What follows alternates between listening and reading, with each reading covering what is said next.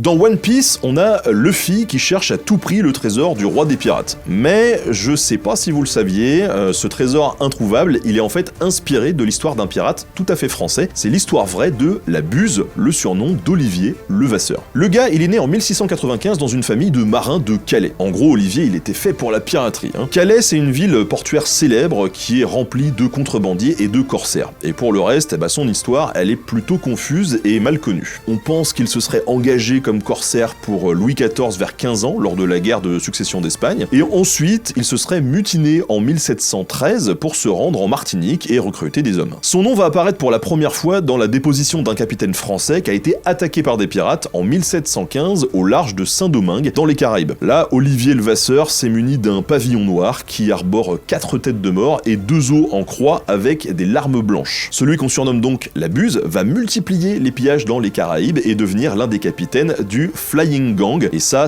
n'a rien à voir avec le Scooby Gang. Attention, le Flying Gang, c'est en fait une association de pirates qui a été fondée par Benjamin Hornigold à Nassau. Et on va notamment compter là-dedans Samuel Bellamy qui devient le compagnon de route de la Buse. Après la chute de la République pirate de Nassau en 1718, la Buse va quitter les Caraïbes pour fuir la couronne britannique. Direction les côtes africaines où il va séjourner quelques temps avant de se diriger vers l'océan Indien en 1720. Mais le plus grand fait d'armes de la Buse, et ce qui l'a fait rentrer dans la légende, c'est la prise de la Vierge du Cap. En gros, le 20 avril 1721, alors qu'il navigue au large de l'île Bourbon, eh bien la Buse et son compagnon Taylor aperçoivent un navire portugais. Ce navire, c'est la Vierge du Cap, le navire du comte d'Eriqueira, qui n'est autre que le vice-roi des Indes portugaises sur le chemin du retour avec moult richesses accumulées pendant son voyage. Rien que ça. Le navire est en réparation après avoir essuyé une tempête, et du coup, c'est presque trop facile. On a un petit combat qui permet à l'équipage pirate de prendre le bateau et sa très précieuse cargaison, alors que le vice-roi et une grosse partie de son équipage assistent au combat depuis le rivage. Quelques années plus tard, la Buse est arrêté. Il va être interrogé et jugé à l'île Bourbon avant d'être condamné à mort sans que